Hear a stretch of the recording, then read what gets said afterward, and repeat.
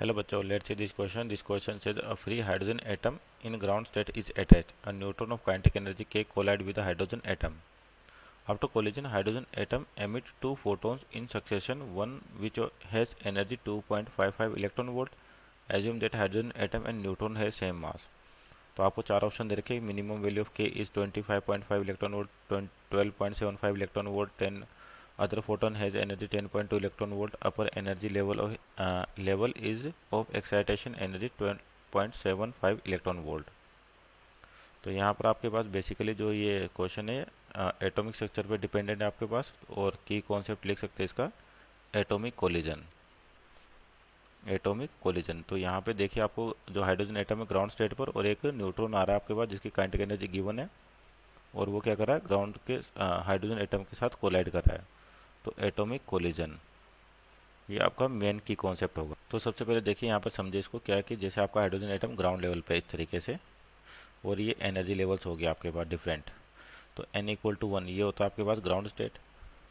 तो आपका जो हाइड्रोजन एटम है वो कहाँ पर है, ग्राउंड स्टेट पे ही है. तो एक न्यूट्रॉन आ रहा है उसके साथ कोलाइड कर रहा है, और न्यूट्रॉन का मास भी कितना दे रखा है, m दे रखा है, और इसका मास भी कितना m. तो कोलिजन के कारण क्या होगा कि ये जो न्यूट्रॉन है आपका ये क्या कर कुछ एनर्जी लॉस करेगा, और जो हाइड्रोजन एटम का इलेक्ट्रॉन है उस एनर्जी को गेन करेगा अगर उस एनर्जी की वैल्यू किन्हीं दो एनर्जी लेवल के डिफरेंस के बराबर आती है. तो हाइड्रोजन एटम का इलेक्ट्रॉन उस एनर्जी को लेगा और एक्साइट कर देगा. हो भी सकता है वो एक्साइट करे या ना भी करे, लेकिन अगर मान लीजिए एक्साइट करता है तो मिनिमम एनर्जी क्या होनी चाहिए कि अगर मान लीजिए 1 से 2 पर ट्रांजिट होता है तो जो एनर्जी डिफरेंस 1 से 2 के बीच में होगा उतनी एनर्जी आपका इलेक्ट्रॉन के पास होनी चाहिए ताकि वो एक्साइट कर सके. तो यहाँ पर देखिए कंडीशन निकाले कि जो पहले तो मोमेंटम कंजर्वेशन की बात करनी चाहिए. हाइड्रोजन एटम किस पर है, रेस्ट पर. तो इनिशियल मोमेंटम होगा केवल न्यूट्रॉन का, और मान लीजिए इसकी वेलोसिटी कितनी v है. तो इनिशियल मोमेंटम होगा M V equal to final momentum.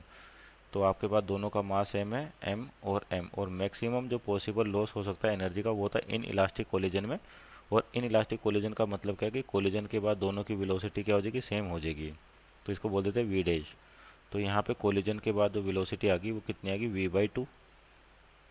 और इनिशियल काइनेटिक एनर्जी निकाले अपन तो हाफ mv², और जो फाइनल काइनेटिक एनर्जी हो जाएगी आपके पास हाफ m और m यानी कि 2m, और v² v डैश का स्क्वायर यानी कि v²/4. तो यानी कि एनर्जी हो गया आपके पास half mv²/2. Means initial kinetic energy की हाफ वैल्यू. तो मैक्सिमम पॉसिबल जो एनर्जी का लॉस हो सकता है कि वो इनिशियल काइनेटिक एनर्जी का क्या रहा है, 1/2 आ रहा है. इसका मतलब यहाँ पर जब कोलिजन होगा तो एनर्जी जो ट्रांसफ़र होगी कितनी होगी, k/2 के बराबर. अगर इसको यहाँ से यहाँ ट्रांजिट करना है किसी भी एक एनर्जी लेवल से दो एनर्जी लेवल पर, तो जो काइनेटिक एनर्जी है किसकी, इलेक्ट्रॉन की, वो क्या होनी चाहिए, इन दोनों एनर्जी गैप के बराबर होनी चाहिए आपके पास. तो ये मैक्सिमम पॉसिबल लॉस हो सकता है. और अगर एक्साइटेशन होना है इसको, यानी कि यहाँ पर आपके पास इलेक्ट्रॉन एक्साइट होगा, तो ये जो वैल्यू है k/2 should be greater than और इक्वल टू क्या आनी चाहिए, एक्साइटेशन एनर्जी यानी कि दो एनर्जी लेवल के बीच का डिफरेंस.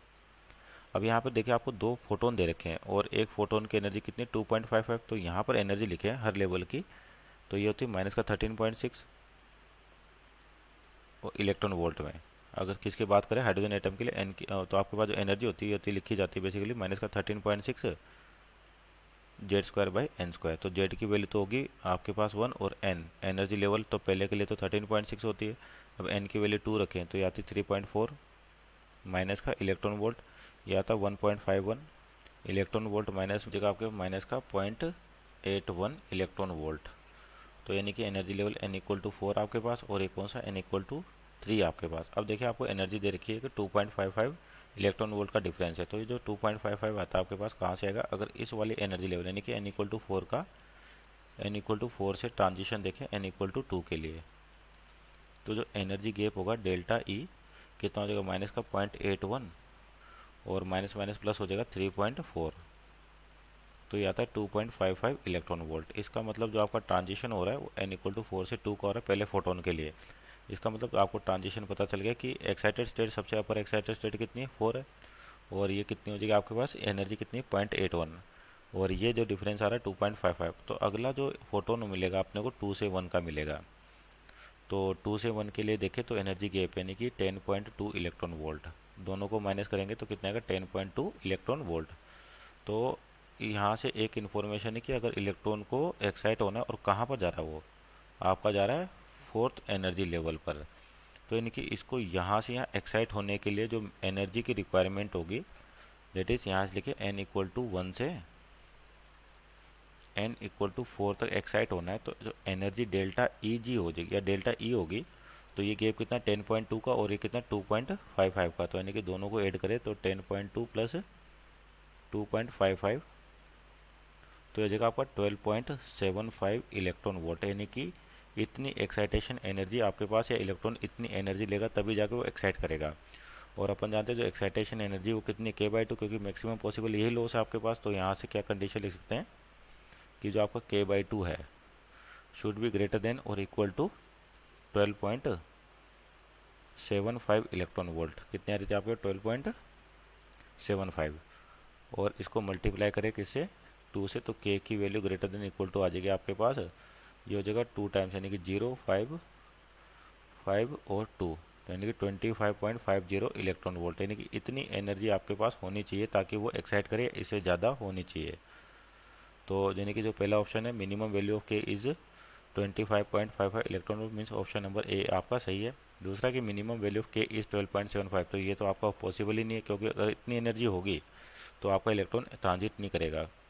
तीसरा देख other photon has energy 10.2 electron volt, यानी कि सही है, जो आपका डिफरेंस है यही फोटोन मिलेगा आपको। उसके बाद upper energy level is the excitation energy 12.75 electron volt. तो यहाँ से आपके पास चौथा the upper energy level is of excitation energy 12.75, तो कि सही है, क्योंकि इसको और यहाँ से यहाँ जोड़ेंगे तो आपका डिफरेंस कितना है 12.75, means option number A and D are our right answer. Hope you understood well, best of luck.